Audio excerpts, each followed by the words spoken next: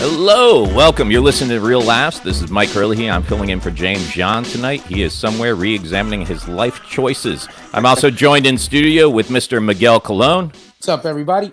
And of course, as always, the godfather of Orlando comedy, Mr. Ken Miller. How you doing, Ken? I'm good. James, he reevaluating all them kids he had, yo. At the house driving him crazy right now, bro. Hey, he's doing like a minor league team. He's got them all together and be like, everybody's not going on the bus ride, guys. Some of you guys are going to have me left in Biloxi, okay? You can't play the happy father 24/7. You got to have that one breakdown day where you just face reality and realize what life has become. Breakdown day is always Sunday because it's the start and end of the week. However you have your days, and Sunday was always my breakdown. And with my kids, I'm like, I'm taking y'all ass home. I'm done. I wouldn't even ring the doorbell, bro. I would put them on the doorstep and just dip, yo.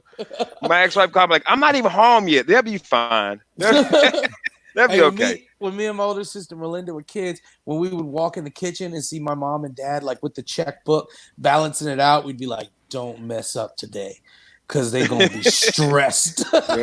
Sunday with the checkbook out, I was like, "Nobody messes up." Okay, so I'm not the only one. I'm not the only one that's pissed during bill time. No, everybody is. When me and my wife had to sit down and do the bills, I'm so livid. But she's like, at least we got money. We don't have all of it because they're taking it.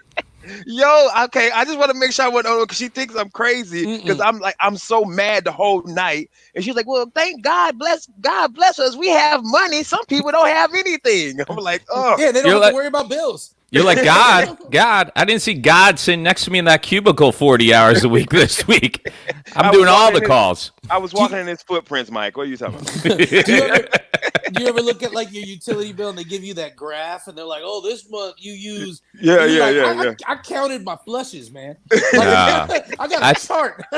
I think they just make that up, man. I've got my power bill for like July. And I'm like, we were gone the whole month of July. How is my bill higher in July when no one's here, no one watching TV? We were up north. Are people breaking in, having pool parties, watching cable and stuff? I think they just guesstimate that they know they can throw on an extra 150 during summer because we're Florida. And they're like, oh, yeah, because you run your AC. I'm like, my AC was off for 30 days. No, Mike, James broke into your house to get away from his kids. He was there all summer. And he was cleaning everything. You got back, you're like, who broke in and cleaned our baseboards? Bruh, this dude said James was bruh man from the 5th floor, bruh. Climbed in Mike's window every day, ate a sandwich, ran his AC, cut it off, and then came home, yo. Son of a bitch. Well, hey guys, there's a new trend going around the internet right now. I want to know if you guys have heard about this. Apparently, it's this new thing. It's a meme that's out there where gun owners are actually taking their loaded gun and posting pictures of it with their finger on the trigger pointed at their crotch. Now, the reason for this, when I first saw it, I thought, nuh-uh. But the reason for it, apparently, is I thought they were doing it just to kind of anger guns riot activists and stuff like that. But apparently, there's groups within gun owners that just enjoy pissing off other gun owners, which to me is crazy. Why would you actively try to piss off someone who owns a gun? Oh. But it's something about, and I just read about this, but Miguel, you actually told me a little bit about it. Something about gun discipline, trigger discipline. What exactly is that? Because I'm not a gun owner. Trigger discipline just means your finger should never be on the trigger of the weapon until you're about to squeeze the trigger and fire the weapon. And so it's trolling. They're trolling people because they know how angry people get about it. Because here's the deal. There's never an accidental shooting. There's negligent shootings. It's somebody did something negligent, and that's why they fired their weapon. Because you leave your gun on the table all day long while James is in your house breaking in and cleaning stuff, and that gun is never going to go off. But you do something negligent, like put your finger on the trigger, and now you've increased the chances of that gun going off. It's the same reason you never point your weapon, loaded or unloaded, at anything you're not willing to shoot. Downrange, baby. Yeah, downrange. Downrange. Because I don't care. I've had guys fully unloaded. I've been at gun shows where the weapon has like wires through it and everything to prove that it's not Hey, nobody can see. My mic's messing up, and you'll watch it on the video. Mike's trying to give me signals for it, and I'm trying to move around and like get it closer. And it's the most distracting thing. But like, the best part is you grabbed the wrong wire, and you're holding the wire without the mic up to your mouth. Oh my goodness. When you guys hear this and it's a little quieter, watch the video the next day and watch me trying to look at Mike without moving. I'm like, which way? And I'm holding an empty wire to my face because I got no mic discipline. But yeah, man, trigger discipline. It's so like these people are trolling other gun owners because trigger discipline's a huge thing, man. It's huge. It's how you keep from shooting something you don't want to shoot. Now, Ken, I was surprised because I just said I'm not a gun owner, and you said you don't own one either. But you were military, right? You actually had to train with the gun. Yeah, but I'm terrified because of trigger discipline. Really? Did you have some incidents while you were training? First time going to the range in basic training, never shot a can't say gun. It's either weapon or rifle. Can't say weapon or can't say gun. M16 is not considered a gun in the military. And like I said artillery earlier, guns, yeah, they're guns, right? Yeah. Like I said earlier, you got to be pointed down range at all time. What I didn't know, I got my finger on the trigger. Now understand, weapons not loaded at all. Finger on the trigger. I'm on my way to my foxhole. This drill sergeant said, "God damn it, Private Miller, you got your finger on that trigger," and smoke the hell out of me, bro.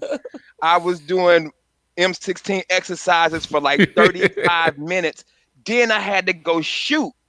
I'm at complete muscle failure, bro. So I shot 6 out of 40, dude. You have to hit, I think it's 26 to pass. I think it's a 26 out of 40 to be marksman, because it's marksman, sharpshooter, and expert. You had to do like 23 or 26 out of 4. I shot like 5 or 6, bro. I was a complete muscle failure. Next time we go to the range, I remember, don't put my finger on the trigger. When you get off the range, they do a clear where they clear your weapon, right? I'm walking off the range. What you guys think?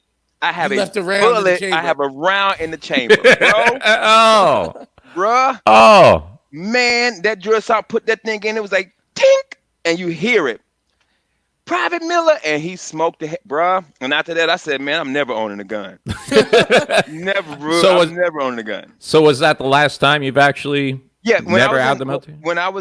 When I left Arizona in '99, because when I got to the White House, we didn't have to shoot. We didn't have to qualify. When you're in the station like that and you're trying to get promoted, you have to qualify, and your weapons, it gives you points.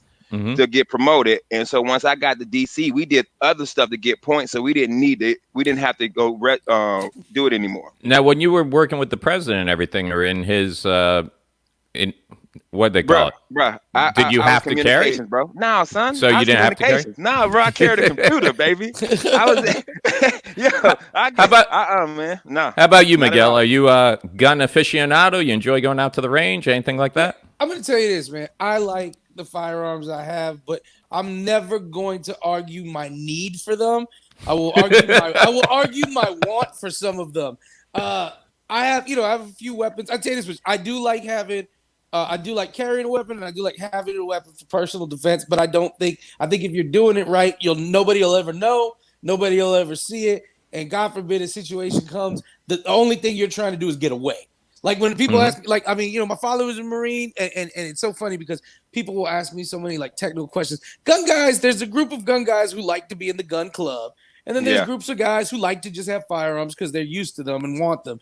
But there is a big gun culture of guys who want to talk gun all day, like car guys, Right. It's like muscle car guys. They want to talk all day about something they're never going to really race or drag race. Most of these guys never going to get into a shootout. They like to talk all day. But what they love to talk to you about is specs on guns for situations you're never going to be in.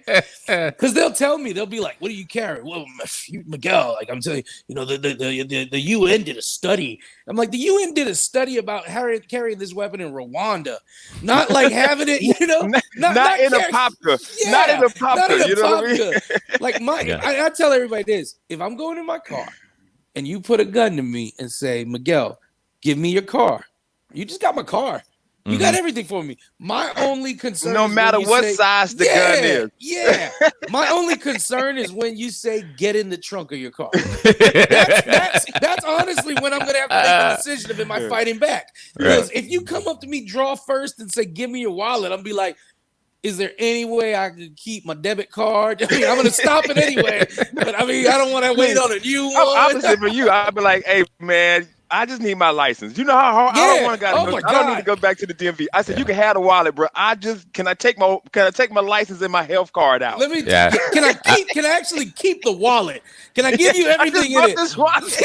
It fits perfectly. It's worn in right. I got a buddy who's done like everything in the time that I've known him. We went to high school together, but if you name a job, this guy has done it. Right now, he works dispatch for 911 in South Florida, and he's the guy they call to remove troubled alligators. Like he's done everything, but he's the guy I've always gone to with questions about guns and everything. I've always been one of those guys. I don't need a gun. I don't want a gun. But in the past couple of years, I've been thinking about it, you know, like right now, my kid's mom is the one who owns a gun and has a license for it. So whenever I hear a noise, I got to wake her up and be like, you go check. I'm going to stay in the room with the kids with the phone dialed to 911. If you need me to press that extra one, you tell me. But the funny thing is I'll go back home and hang out with him, and we'll talk about guns. He's like, dude, I'm packing right now. And I'm like, how often do you carry a gun? He's like, I carry it with me everywhere. I'm like, but dude, there's laws about going in some places. He's like, I'll tell you right now, we're in this club. And if something goes down, if I got to get in a fight, I know the difference between I'm getting in a fight with my hands and I need to pull my gun because it's life or death. He's like, but I'll tell you right now, if I need to pull my gun, it's because the situation that needs the gun is I'm fine with whatever fine I'm going to get for having carried a gun in the area without a gun. Yeah. You know? I have a check written. I have a check written in my pocket. I'm like, who do I make this out to? Want to check out this? Hey, who do I make this check out? Dude, that's God, who owned Bonkers? His name's sitting on the tip of my tongue. Joe Sanfilippo. Joe Sanfilippo. Joe Sanfilippo carries a gun everywhere he goes. Mm-hmm. He carries a gun everywhere he goes, bro. He's ex-EMT, ex-police. Yeah. I think I was doing his show out in Vegas. What was that? Pahrump. Pahrump is right on the border of Nevada. Central Station? Yeah. Okay. So I was he wouldn't come because if you went 1 mile in one direction, he was out of the area where he was permitted to carry his weapon. So you had to go meet him in a different area so he could carry his gun. People are like that, man. Hey, I tell everybody, they're like, what kind of gun you carry? I carry 2 guns. I carry my gun and then your gun in case I make a mistake. You know? Oh, it was a flashlight? Oh. First thing you gotta do is pay attention to which hand they have their watch on and then put the gun in the opposite hand. That's how they always get you. You got duct tape wrapped up around it. That gun thing, go ahead, Mike. Oh, I'm sorry. My kid's mom, their parents will come down and visit once a year around the fall, and rather than take a plane, they'll drive because he's not allowed to bring his gun on a plane. On a plane?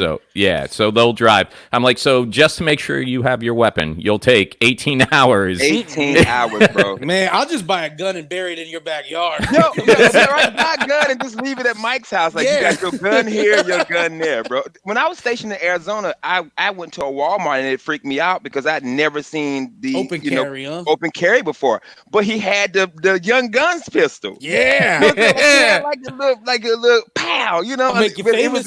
I make you famous pistol. He cowboy type. You know, it's Arizona. They all cowboys out there. And that was the first time. And I was like, yo, he got a gun in Walmart. And a friend of mine was like, it's open carry here. And I was like, wow. I said, not in Greensboro.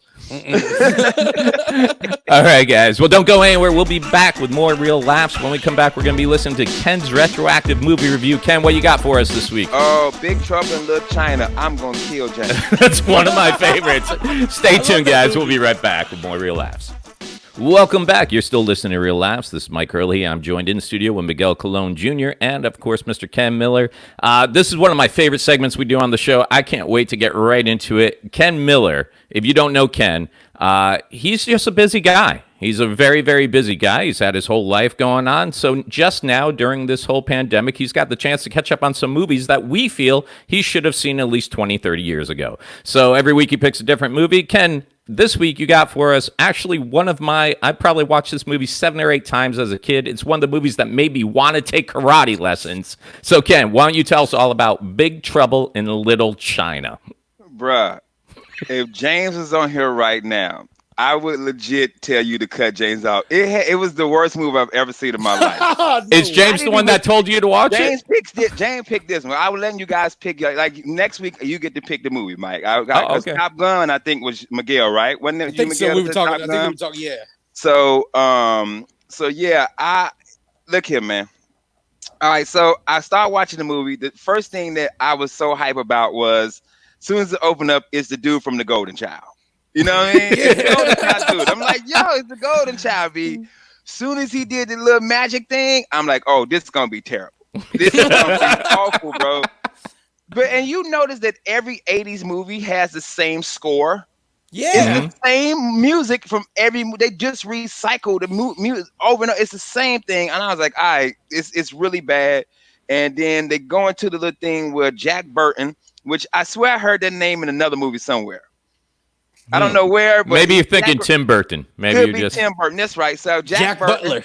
I remember Jack Burton because Jack Burton did the first Batman, right? Didn't he direct the Batman movies? Tim Burton. Tim Burton. Okay, so Tim Burton, played by who's Kurt Russell, who, by the way, whoa! It's Patrick Swayze, right? No, it's Kurt Russell. Kurt Russell. Okay, now you got me all messed up, man. Yeah, all right, go Kurt ahead. Russell, who, by the way, plays the same guy in every movie. Like, he doesn't change his character. Because he nailed it.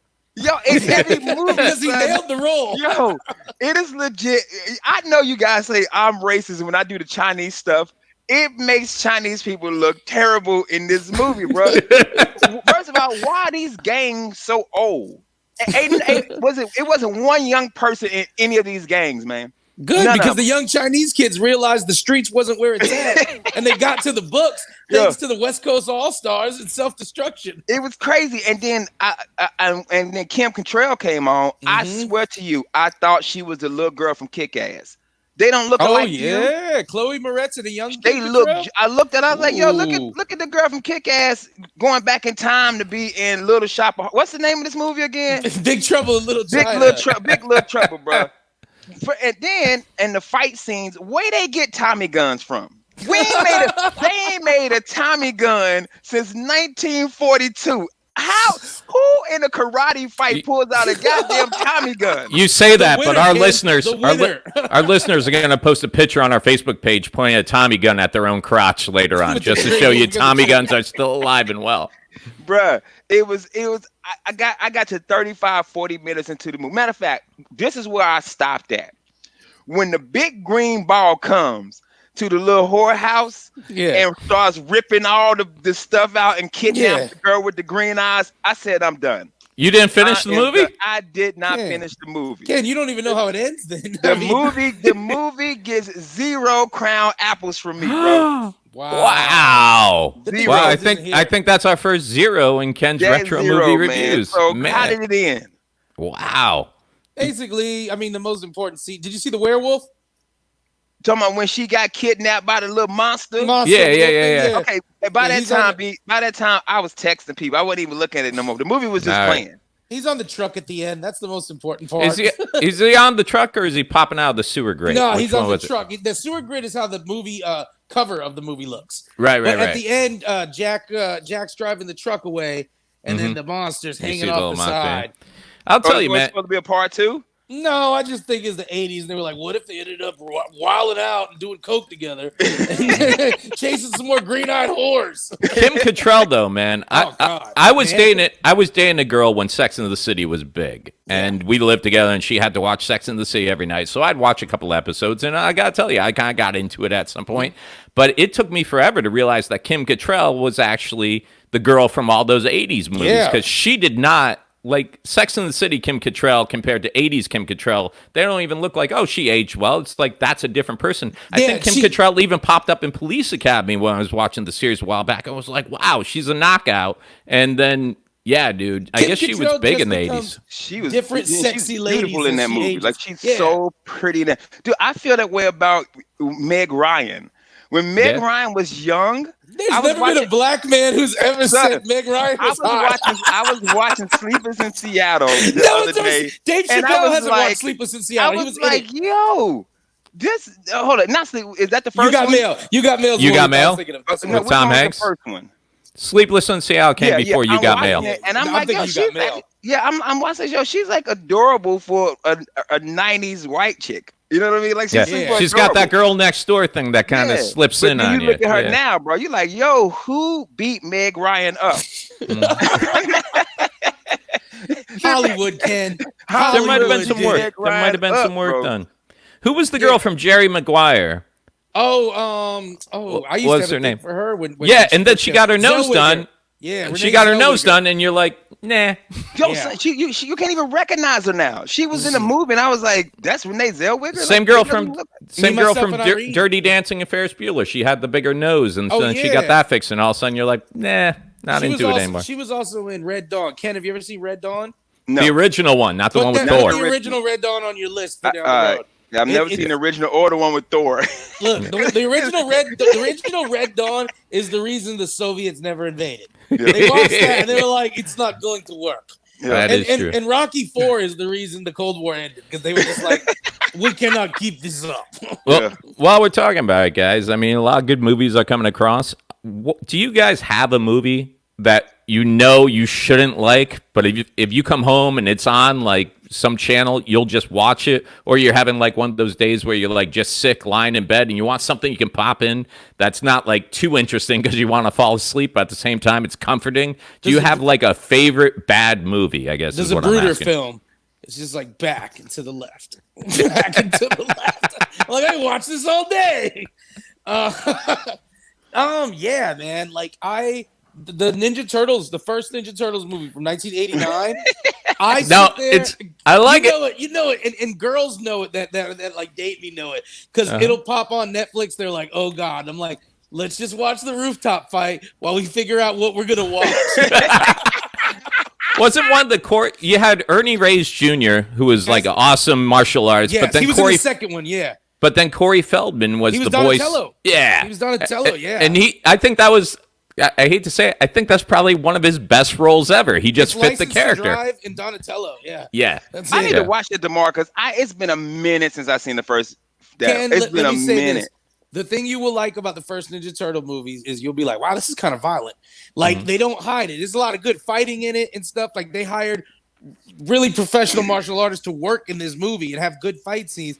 And it's a little dark, because it's 1989 New York. There was no happiness in the city. Yeah. Well, that's the first movie I ever saw in the theater. You were saying that, man. Yeah. And the funny thing with the Ninja Turtles, the guys who came up with the Ninja Turtles shopped it around to the other comic book companies. Nobody wanted anything to do with it, so they made their own comic book company and released it. Same thing happened when they went to pitch the movie. Nobody wanted the movie, so they found the funding and came up with their own production company, put it out, top rating billing movie of that year. And the thing is, Ninja Turtles is a parody of Daredevil. Like so Daredevil is trained by Stick. The Turtles are trained by Splinter. Daredevil fights the hand. No, Daredevil fights the hand. The Turtles fight the foot. Yeah, and Daredevil, the original Turtles all wore red bandanas on their eyes, just like Daredevil's red sash. It's just a fun, violent parody of Daredevil. I like it. How about you, Ken? You got any guilty pleasure movies? Oh, dog, I got that good to me, but most people don't like them. Stomp the Yard. Drumline. You got your black card back after Meg Ryan now. Which was on it. I watched Drumline today. Flight of the Bumblebee. Dude, my coworkers destroyed me for this movie. I love Battleship. I love that movie, son. I love that movie. And then my new guilty pleasure, and it's a newer movie. It's called Peppermint. It's the movie with she played Electra. Oh, ex-Ben Affleck's wife, right? Yeah. So Alias, okay, yeah. Yeah, her family gets murdered. Jennifer Garner, right? Yes, her family gets murdered, and she comes back after 5 years, and then kills this whole drug. The whole. I didn't even hear about. Was this a Netflix release? No, what was this? It was a regular movie. I think it's either on Stars or Encore. It's on one of them channels now. Because every time I cut cable on, it's on, and I'm watching this. It was good, huh?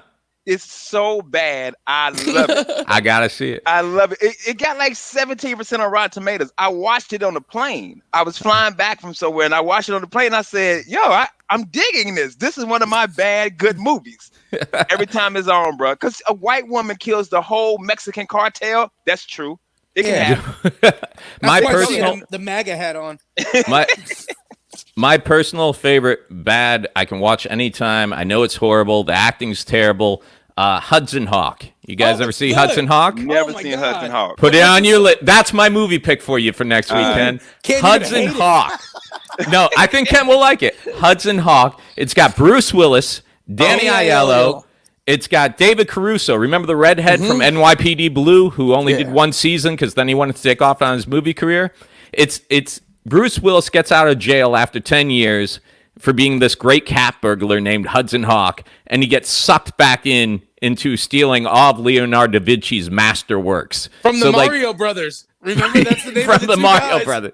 Dude, it's him and Danny Aiello. They're cat burglars. It's cheesy. It's just great 80s. You can pick that movie up anywhere in the movie and just kind of be like, all right, I'll watch it. All the thugs in the movie are named after candy bars. Kit Kat's my favorite. Kit Kat's my favorite, yeah.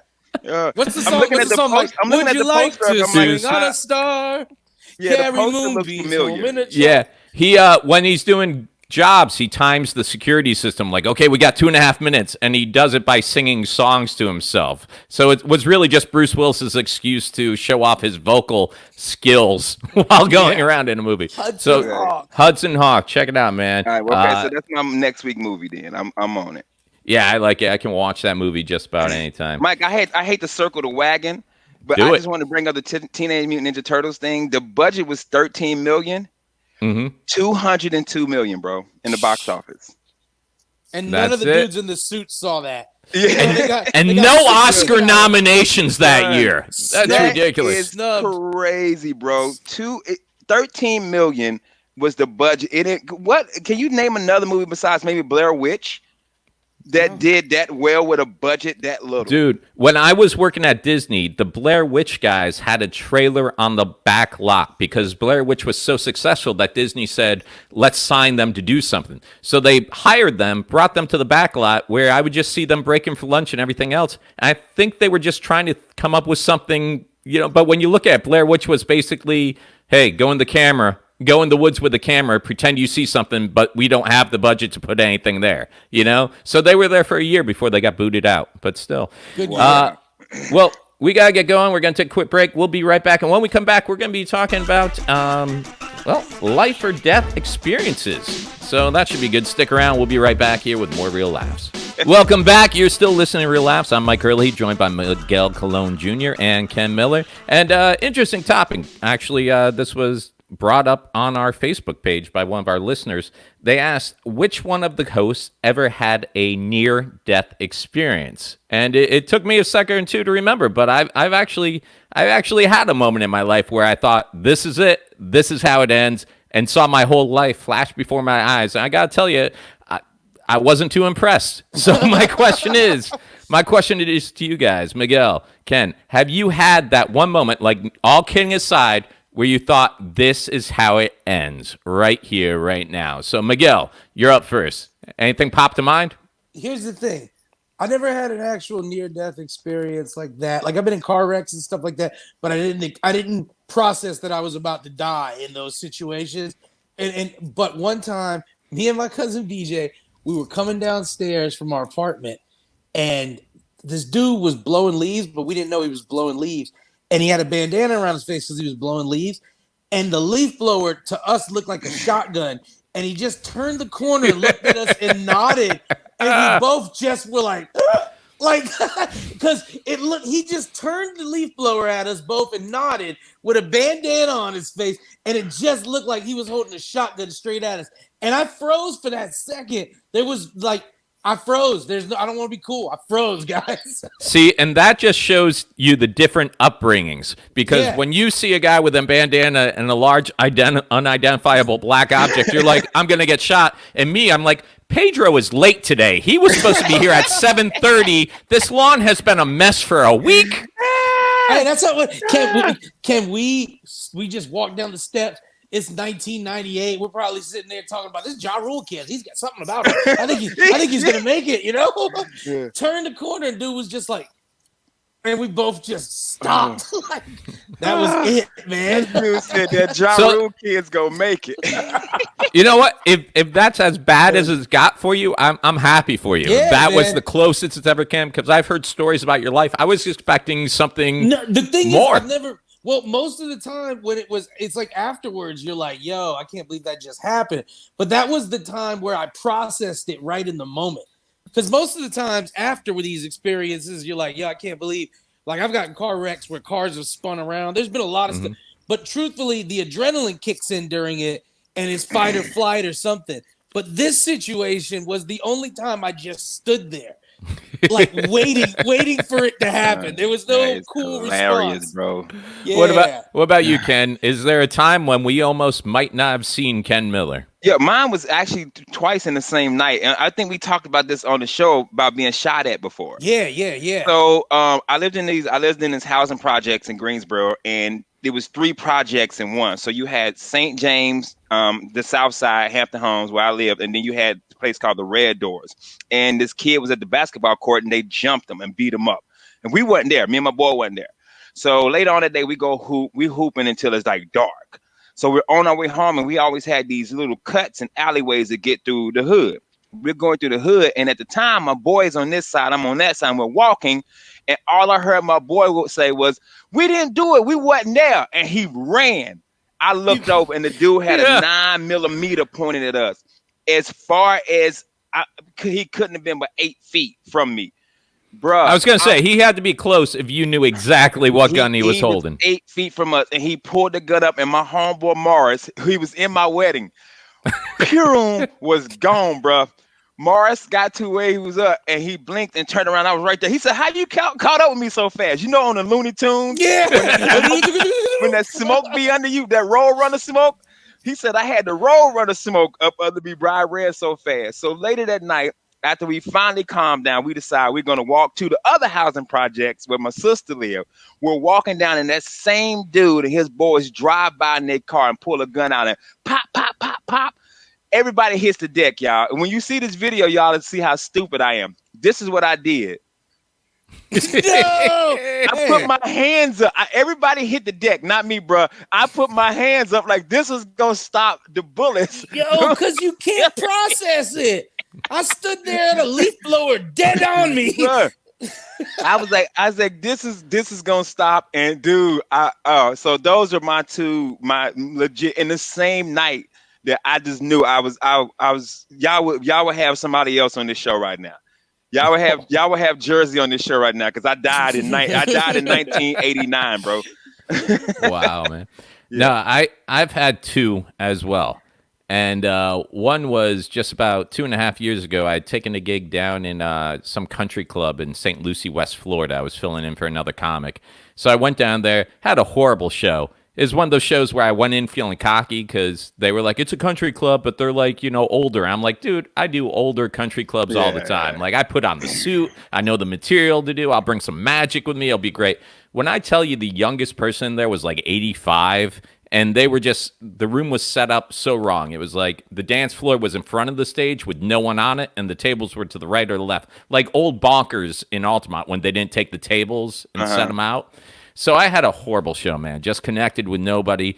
I was right around my own hometown, so I called up some friends. We hit some old bars we used to go to, had some drinks, and they were trying to tell me, they're like, Mike, man, it's like 3 o'clock. Just hang here. Hang here. You can drive back tomorrow. I'm like, I like waking up in my own bed when I can. Let me do that. Hop in the car, driving. And you ever drive in, you get those little drifty, you get drifty, but you're like right up and you're like, whoa, I will stay awake now. I had like 2 of those, and I should have pulled over, but I was like, no, I'm awake now. Now I'm awake. And then it was right before I hit Orlando, like on the turnpike, right in that St. Cloud area where they were doing the construction about 2 years ago, widening the turnpike and everything. All of a sudden, I just don't know what happened. It was eyes closed, woke up, and when I went to cut the wheel, I was too late. I was already in the grass ditch going down. So my car spun like 2 times in the grass ditch, popped up to the other lane that they were just building, and just skidded and like no control. And I just remember thinking, this is it. This is how it ends. And my car came to a stop, and I just looked up, and right in front of me, where you know those cement barriers they use to separate lines. Yeah. It was stacks of those in front of me, and a bulldozer or whatever they used to move it behind me. Like my car had parallel parked itself, like a foot that way, smash, a foot that way, smash. Just came to a stop, perfect. And I just remember going, and I was just done, dude. I was done. And amazingly, I turned the key to my car, and it started right back up.